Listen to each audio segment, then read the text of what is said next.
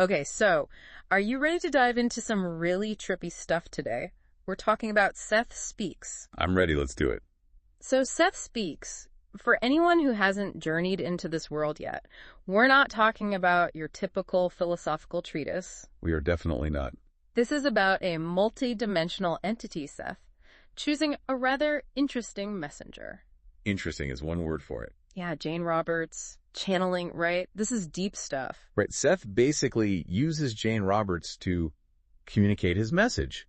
And it really flips the script on how we see ourselves. Okay, I'm hooked. So how does Seth change the way we see ourselves? Well, he basically says, forget this idea that we are just these fixed personalities stuck in our physical bodies. Okay, we're more than just our physical bodies. I think a lot of people listening probably already vibe with that. Sure, but Seth takes it way beyond that. He's talking about this incredible concept of the soul as an open system. An open system, what's that? Like an app? Not quite. Yeah. Think of it more as this dynamic, constantly evolving energy that experiences countless realities and expresses itself through all these different lives. Past lives, probable selves. Wait, hold up. Back up a second. Probable selves, you mean like alternate versions of ourselves out there making different choices? Exactly. Your current life, it's just one path in this vast network of possibilities. Whoa, okay. And we have access to these other selves. That's what Seth says. He even provides techniques to tap into that hidden knowledge, dream exploration, understanding symbolism. It's like he's giving us the keys to unlock our own subconscious minds. Okay, that's where things get really interesting. But how do we even begin to grasp these concepts? It's a lot to wrap your head around. Right. It's mind-blowing for sure. But what's so cool is that Seth gives us these tools, these practices, to actually experience these truths for ourselves. And one of the most powerful things he emphasizes is that we are all unconscious co-creators. We're constantly shaping our reality with our thoughts and emotions. So our minds are literally shaping our reality. That's a lot of responsibility. What does all of this mean for someone listening right now? What's the takeaway? Seth would say you are not just this physical body, but this multidimensional being with incredible inner knowledge and potential waiting to be unlocked. We're talking past lives, probable selves, the whole 9 yards. Absolutely. And that's just the tip of the iceberg. Wait till we get into Seth's take on reincarnation, the afterlife, and the hidden male and female within each of us. It really makes you question everything you thought you knew about yourself, doesn't it? It really does. And it gets even wilder, trust me. Okay, so we're back, and we're diving deeper into the mind-bending world of Seth Speaks. And one of the things I'm really curious about is reincarnation. What's Seth's take on that? Well, he definitely shakes things up a bit. So forget this whole idea of climbing some kind of spiritual ladder. Seth's version of reincarnation is way more dynamic, way more multidimensional. Okay, so it's not about earning good karma to reach nirvana. Not exactly. He describes it more as this journey where we experience all these different realities to develop different aspects of ourselves. So we choose to be reborn into a specific life in a specific time and place. We do, according to Seth. Right. He says we actually choose everything. The time period, the location, even the challenges we'll face, all carefully chosen for our own growth. So it's like we're creating some elaborate cosmic curriculum for ourselves. It is. And he even talks about these in-between lives, these periods where we review past experiences, reconnect with other souls, and basically plan our next grand adventure. Wow, so like a cosmic reunion mixed with some serious soul-searching. That's fascinating. But does Seth offer any concrete examples of these other realities, these past lives? He does. You remember that story in the text about the Arab who was so fixated on Moses that when he was dying by fire, he called out to him? Yeah, and Moses actually appeared to him in the afterlife? That was wild. Right. And it perfectly illustrates how our beliefs, even our strongest ones, can shape our experiences, even after death. Wow. Okay, that's both mind-blowing and a little terrifying. I mean, we carry those beliefs with us into the afterlife. According to Seth, we do. But it also makes you wonder, if we're carrying around all these past lives, male and female, how does that impact who we are today? Like, are we just a mishmash of past experiences? Right, how does that work? Well, that's where Seth's concept of the hidden male and female within comes in. Okay, I've heard of that, but it always sounded a little too esoteric for me. It sounds complicated, but it's actually pretty straightforward. He's talking about these inner archetypes, the anima and animus, which represent the feminine and masculine energies within each of us. So we all have a bit of both masculine and feminine energy inside us, regardless of our gender. Exactly. And understanding these archetypes can really illuminate a lot about ourselves. Like what kind of things? Well, your Patterns of behavior, your attractions, your aversions. Have you ever met someone and felt instantly drawn to them because they embodied qualities you felt you lacked? Oh, yeah, definitely. Seth would say that's the anima or animus at work. That's so interesting. It's not about being more masculine or feminine, but more about understanding and integrating these energies within ourselves. Right. It's about balance. But we also can't forget about those probable selves, those alternate versions of us out there making different choices. It's almost too much to think about, all those possibilities. I know, it makes my head spin. So do these probable selves actually exist, and what are they up to while we're here living our lives?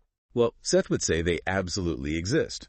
And they're experiencing their realities just as vividly as we're experiencing ours. So there are infinite versions of ourselves out there, doing all sorts of things. Right.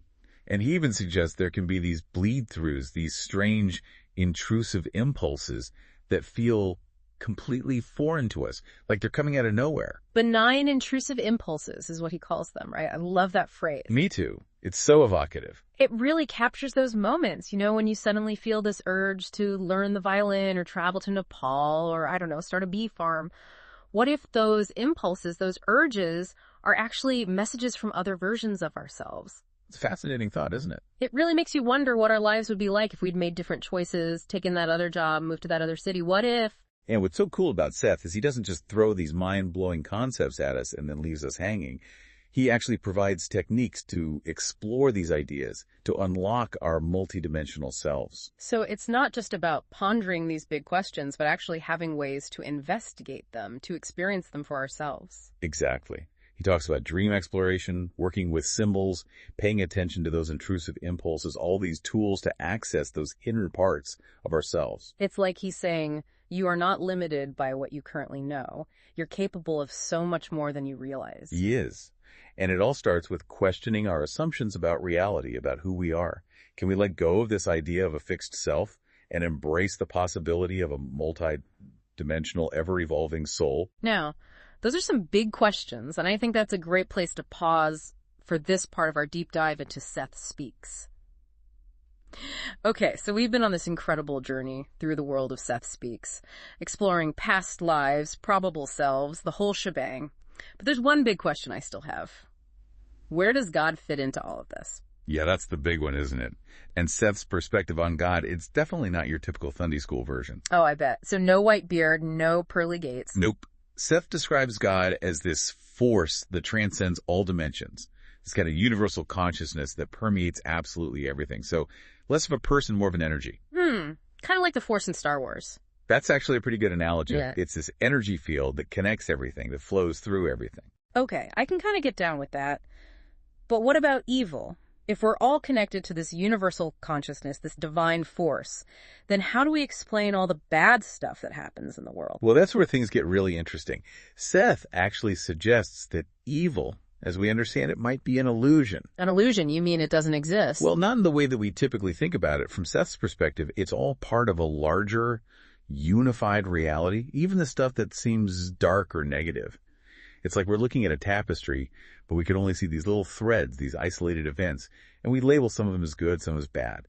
But from a higher perspective, it all weaves together to create this magnificent whole. Okay, that makes sense. But it's a lot to process, Yeah. I mean, if we're all connected to this universal consciousness, if there's really no separation between us and everything else, then are we all just like little bits of God? That's a powerful way to put it, and it gets right to the heart of Seth's message. We are all creators. Creators? You mean like we create our own reality? We do. With every thought we think, every emotion we feel, we're literally shaping our reality. Wow, that's a lot of pressure. What if we're not very good at it yet? That's where the responsibility comes in. But here's the thing, and it's a really important point that Seth makes. He reminds us that even though our past lives and experiences shape who we are, they don't define us. So we're not stuck with the bad choices we made in past lives. No. We always have the power to choose differently in each present moment.